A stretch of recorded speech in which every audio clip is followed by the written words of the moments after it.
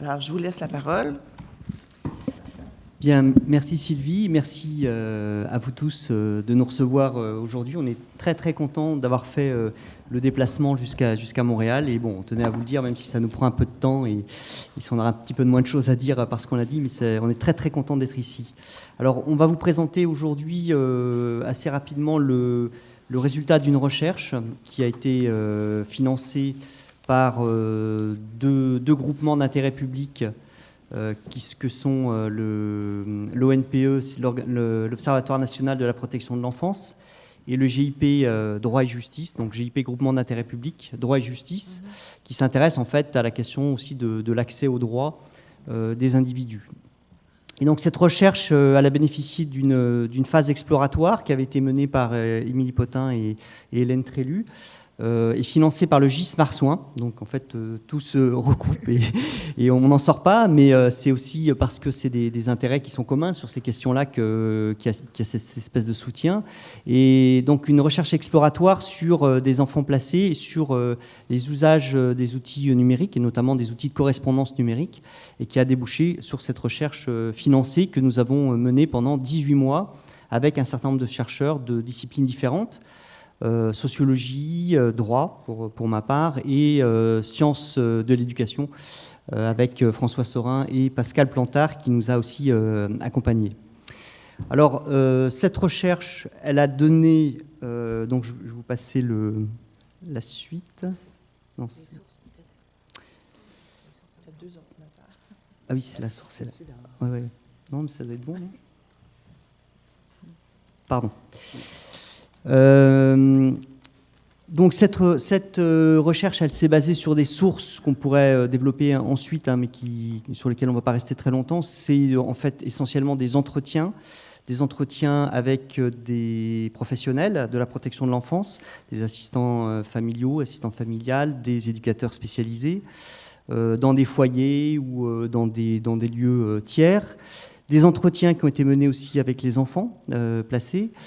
Des enfants mineurs, mais aussi des jeunes majeurs. En fait, c'est des enfants pour lesquels les mesures de protection étaient maintenues un petit peu après la majorité, puisque c'est un dispositif qui est possible en France, au moins. Et puis avec des parents. Donc, vous voyez un faible résultat sur les entretiens avec les parents, mais c'est très, très difficile de faire ces entretiens.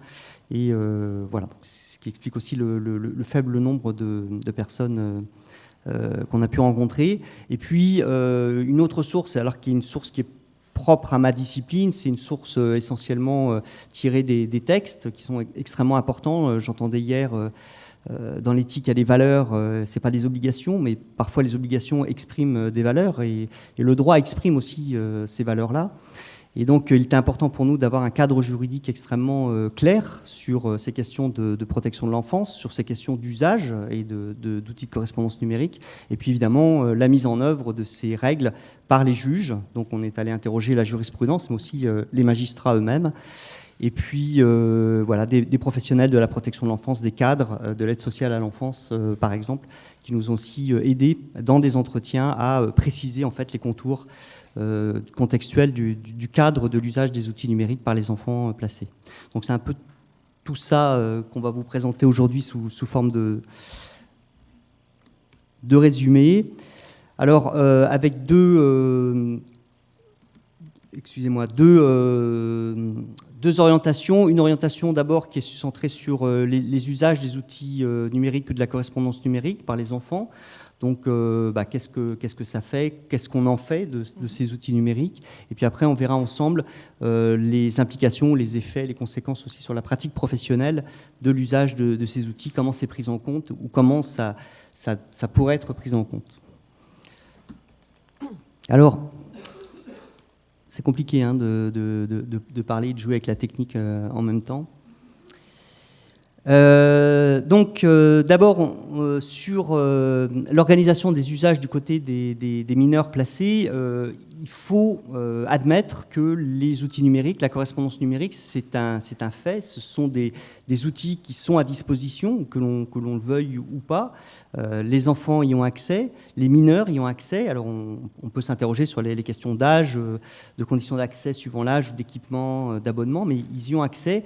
Et cette forme d'autonomie qu'ils prennent dans la correspondance numérique, eh bien, interroge un certain nombre de questions dans le cadre du placement des jeunes mineurs. Alors, la première interrogation que cette autonomie pose, c'est la question de la protection, de la mesure de protection qui suppose un éloignement de l'enfant, du mineur placé, avec un maintien évidemment des liens familiaux, mais un maintien qui est construit, un maintien qui est parfois contrôlé. Et on voit que, enfin, on a vu dans ces enquêtes que ces outils de correspondance permettent en fait de dépasser ce contrôle qui a été établi dans la mesure de placement. Et donc, alors, est-ce que c'est à tort ou à raison? En tout cas, ça interroge la mesure de placement telle qu'elle a été construite, ces outils de correspondance numérique. Ça interroge aussi la façon dont on pense le maintien des relations entre les parents et les enfants.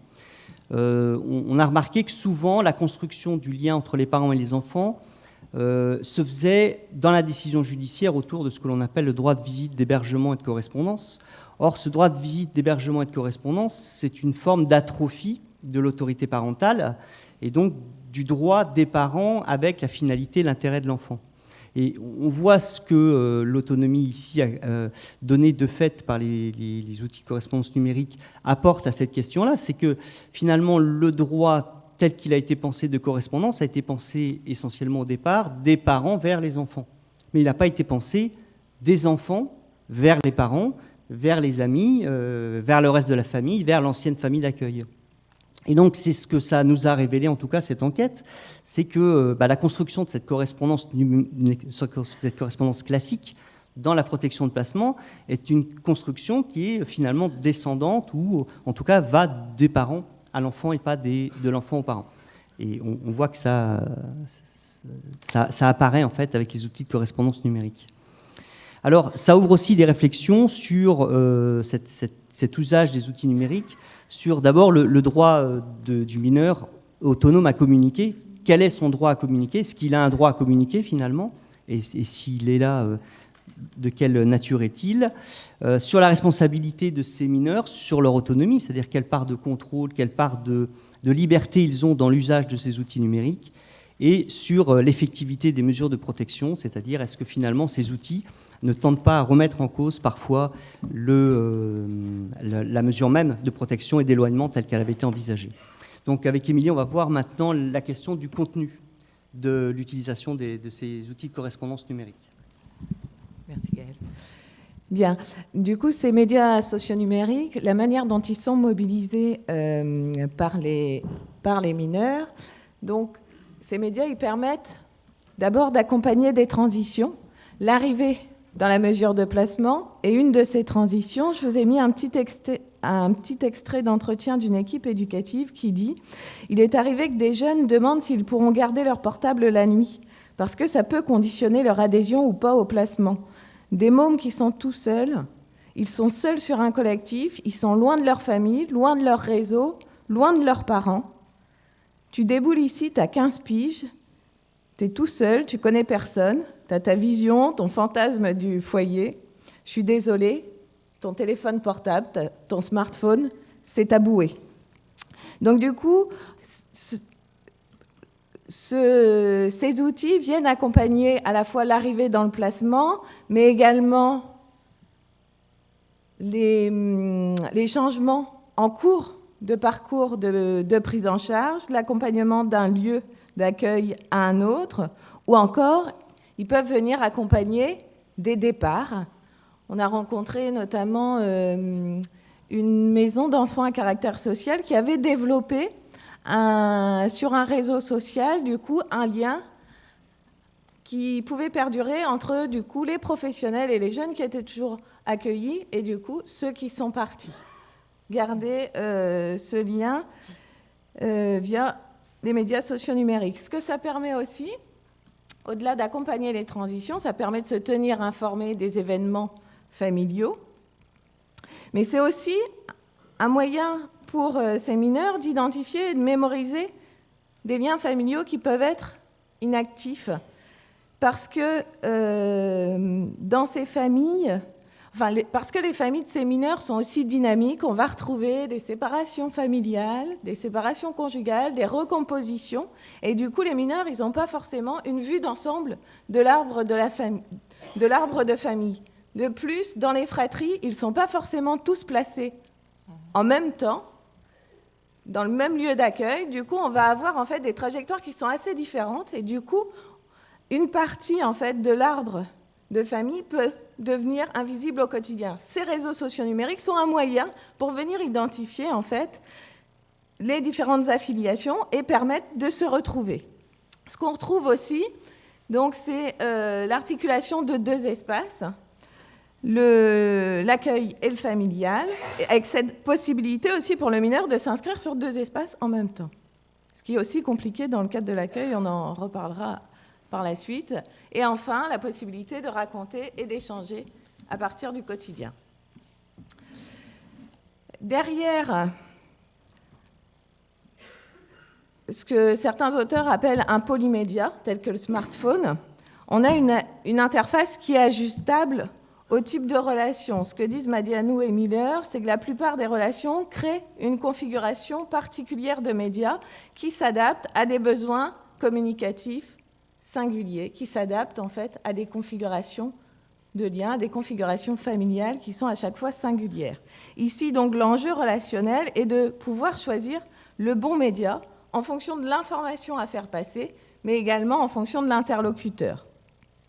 Donc, dans la diversité des outils, on va chercher à puiser l'outil qui permette notamment d'atténuer éventuellement le risque d'un face-à-face, qui permettent aussi de mixer des supports relationnels tels que l'écrit, la photo, la vidéo, l'appel, en mode synchrone ou en mode asynchrone.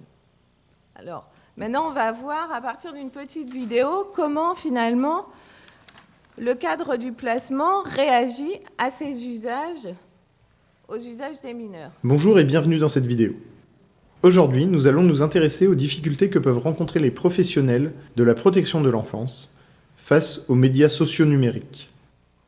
Dès 11 ans, avec l'arrivée au collège, beaucoup de jeunes placés demandent à être équipés d'un téléphone portable, comme tous les jeunes du même âge. L'accès au téléphone est une demande importante, à la fois pour conserver des liens avec leurs proches et pour être comme leurs copains et copines. En juin 2017, 92% des 12-24 ans possédaient un téléphone mobile personnel. Cette demande ne va pas de soi pour les jeunes placés. Qui va payer le téléphone et l'abonnement ? Est-ce que c'est l'enfant, sa famille d'accueil ou son foyer, sa famille d'origine ? Aucune politique d'équipement n'existe aujourd'hui à l'aide sociale à l'enfance. C'est donc du cas par cas, et le plus souvent, ce sont les membres de la famille qui vont offrir et s'engager à payer l'abonnement. De plus, les professionnels se questionnent sur la nature des contenus échangés. Est-ce que le téléphone ne va pas permettre à la famille d'origine de conserver des liens dangereux avec l'enfant ? Est-ce que permettre à l'enfant de rester en contact avec sa famille d'origine ne va pas à l'encontre de la décision de placement qui vise à les éloigner ? Comment contrôler l'usage que l'enfant va faire de son téléphone ? Et si jamais le téléphone met l'enfant en danger, qui sera responsable ?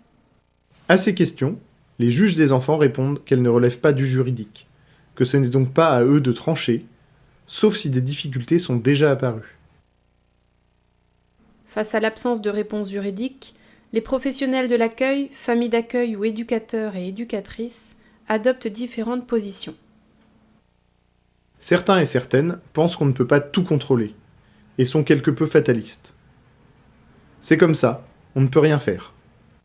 D'autres pensent au contraire qu'il faut des règles juridiques et techniques pour protéger les enfants, voire des interdictions d'équipement. Il n'aura pas de smartphone avant ses 18 ans, même si cela veut dire couper des liens avec leur famille d'origine ou leurs amis. Entre ces deux extrêmes, il existe une diversité de positionnements chez les professionnels. Et la question que l'on peut se poser est: comment peut-on mettre à profit les médias sociaux numériques au service de la protection des enfants placés? Comment les intégrer tout en les accompagnant pour assurer leur sécurité?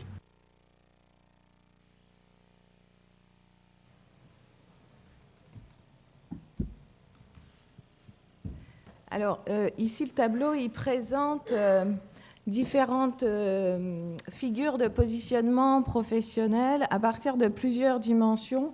Je ne vais pas avoir le temps de détailler, en fait, les trois figures, mais je vais peut-être juste rester sur celle, la dernière, celle du lâcher-prise. Dans cette figure de régulation, le professionnel, il déplore, en fait, l'absence de possibilités pour agir sur les équipements et sur les échanges familiaux numériques. Il rapporte que les usages juvéniles se font sans lui et à ses dépens. Il ne voit pas, en fait, il n'arrive pas à se positionner en tant que tiers dans la relation numérique entre le jeune et sa famille. Il ne voit pas comment réguler.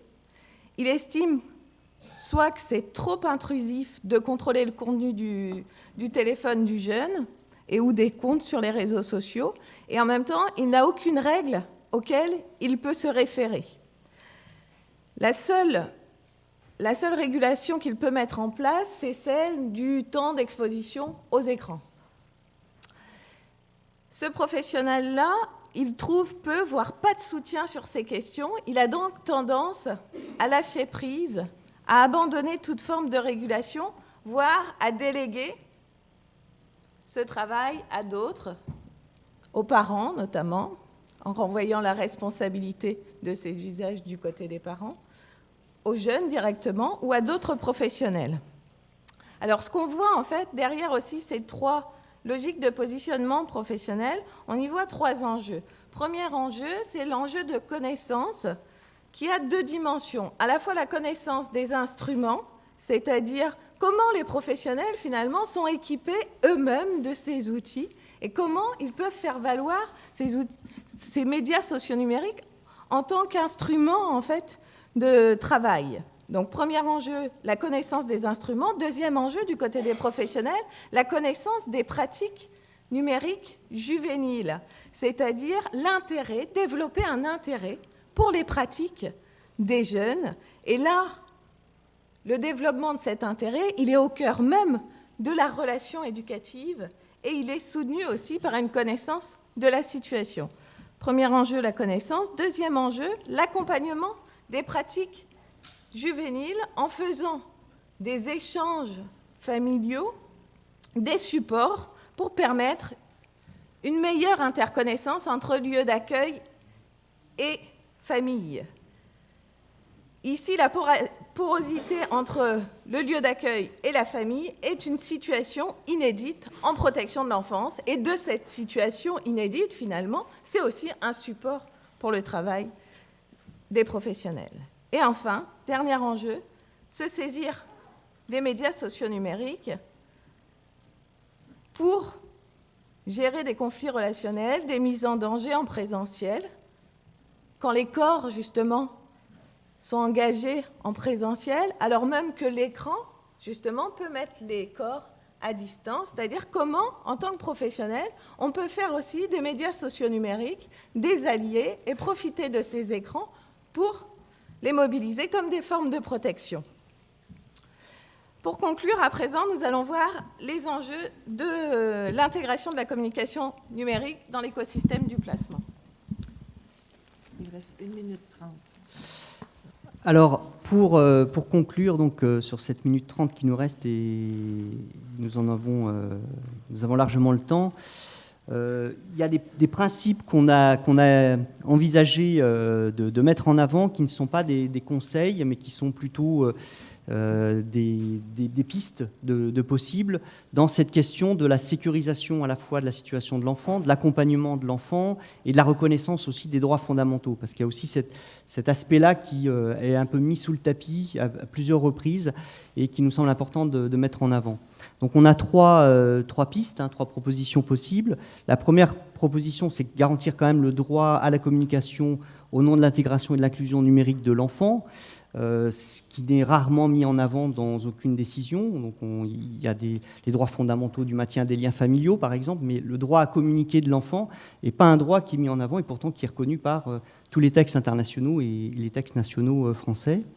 Donc bon, ça demanderait à être développé, mais si c'est une forme de conclusion. Clarifier le droit à la communication dans une dialectique des responsabilités des adultes, éducateurs, parents et professionnels, c'est-à-dire ne pas laisser aux uns et aux autres le soin de décider au dernier moment, au cas par cas, de ce qui se passe, mais l'organiser, donc s'en saisir.